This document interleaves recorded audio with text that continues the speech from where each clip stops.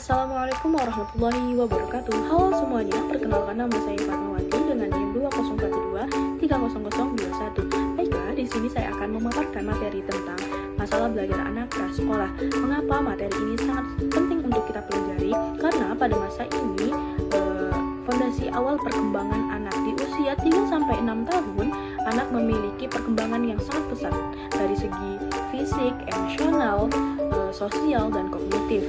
Dengan memahami pendidikan prasekolah, kita dapat memberikan stimulasi, bimbingan, dan lingkungan belajar yang tepat agar anak siap secara mental dan kemampuan saat memasuki sekolah dasar serta perkembangan optimal dan sesuai potensinya. Sebelum kita memasuki materi yang lebih lanjut, ada baiknya kita mengetahui apa itu pengertian dari pendidikan prasekolah.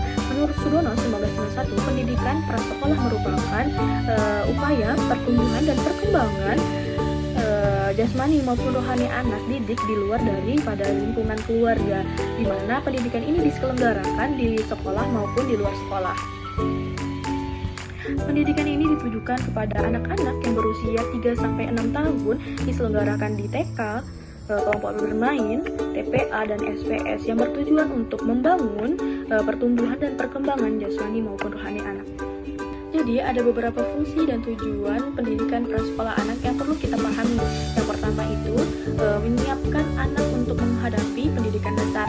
Yang kedua, mengembangkan aspek moral, kognitif, sosial, emosional, motorik, dan bahasa. Dan yang ketiga itu menanamkan disiplin dan mengenalkan lingkungan. Jadi ada 4 poin penting yang kita akan bahas dalam masalah belajar anak prasekolah. Yang pertama itu ada gangguan motorik baik kasar maupun halus. Yang kedua itu ada gangguan sensorik, yaitu berupa penglihatan maupun pendengaran dan lain-lain.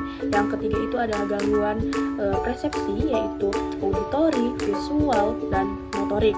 Yang keempat itu adalah gangguan perilaku seperti ADD atau ADHD. Jadi gangguan motorik itu bisa berupa gangguan gerak di mana anak-anak tidak bisa menggerakkan tubuhnya dengan baik seperti memegang pensil ataupun berlari. Yang kedua itu ada gangguan sensorik di mana gangguan ini merupakan gangguan indera seperti anak-anak tidak bisa melihat ataupun mendengar sehingga mereka kesulitan dalam menangkap pelajaran.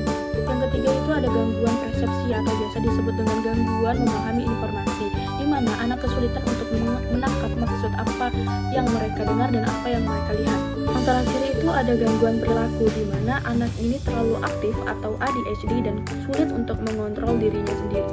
Jadi ada 2 faktor yang menyebabkan permasalahan belajar anak prasekolah. Yang pertama itu dari faktor internal dan yang kedua adalah faktor eksternal. Yang pertama itu adalah faktor internal, yang dimana faktor ini berasal dari diri anak itu sendiri yang meliputi fisik, intelijensi, minat, bakat, motivasi, dan kesehatan mental. Dan faktor yang kedua itu adalah faktor eksternal, di mana faktor eksternal ini berasal dari luar dari anak itu tersebut, meliputi orang tua, lingkungan rumah, guru, ekonomi, sarana kurikulum, serta waktu dan kedisiplinan. Dari faktor internal anak yang memiliki permasalahan belajar, yang pertama itu adalah kondisi fisik, di mana anak lebih mudah sakit dan lebih mudah kelelahan. Dari tingkat intelijensi atau tingkat kecerdasan, kemampuan berpikir anak belum sempurna atau masih rendah atau bahkan belum berkembang.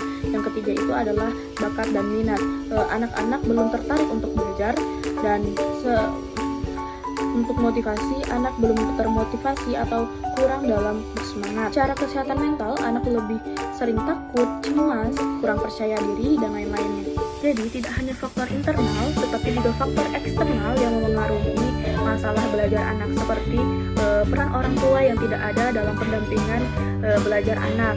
Selain itu juga lingkungan rumah yang tidak mendukung atau tidak nyaman untuk belajar, serta ekonomi keluarga yang tidak memadai, guru dan sekolah yang tidak tepat untuk mengajarkan, dan fasilitas dari sekolah yang tidak memadai.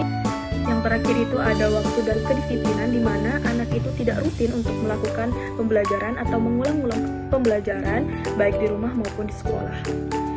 Cukup sekian video yang bisa saya sampaikan, semoga bisa bermanfaat untuk kita semua. Wassalamualaikum warahmatullahi wabarakatuh.